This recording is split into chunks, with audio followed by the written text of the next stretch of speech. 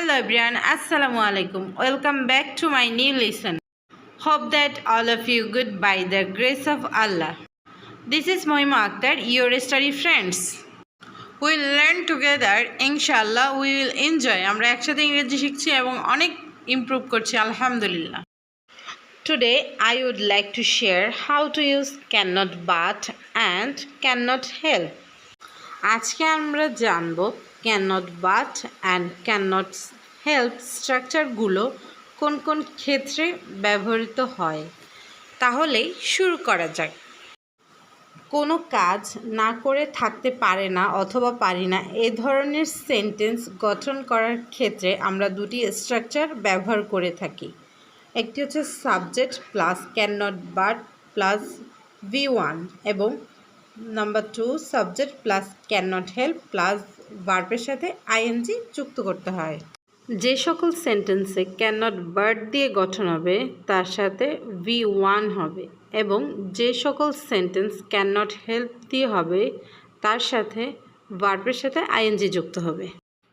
cannot but The girl cannot but talk. মেয়েটি কথা না বলে থাকতেই পারে না। Man cannot but fear death. মানুষ মৃত্যুকে ভয় না করে থাকতে পারে না। I cannot but help him. আমি তাকে সাহায্য না করে পারি না। They cannot but appreciate her kindness. তারা তার উদারতার প্রশংসা না করে পারে না। You cannot but enjoy the delicious food. তুমি সুস্বাদু খাবার উপভোগ না করে পারবে না। সবসময় মনে রাখতে হবে cannot but হলে সেক্ষেত্রে V1 ইউজ হবে। Cannot help. I cannot help laughing at the funny video. আমি মজার ভিডিও দেখে না হেসে পারবো না। He cannot help feeling excited about the trip. Say trip সম্পর্কে উত্তেজিত না হয়ে পারবে না। She cannot help thinking about the test. সে পরীক্ষা নিয়ে চিন্তা না করে পারবে না। She cannot help crying during sad movies. সে কষ্টের ছবি দেখে না কেঁদে পারে না। We cannot help feeling proud of our work. আমরা আমাদের কাজ দেখে গর্বিত না হয়ে পারি না।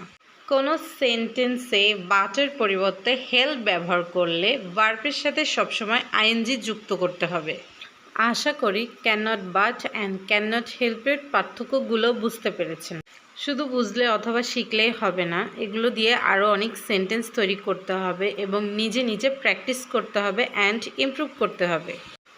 আশা করি আজকের লিসনটি আপনাদের ভালো লাগবে। যদি ভালো লেগে থাকে অবশ্যই কমেন্ট করে জানাবেন এবং সাবস্ক্রাইব করে পাশে থাকবেন।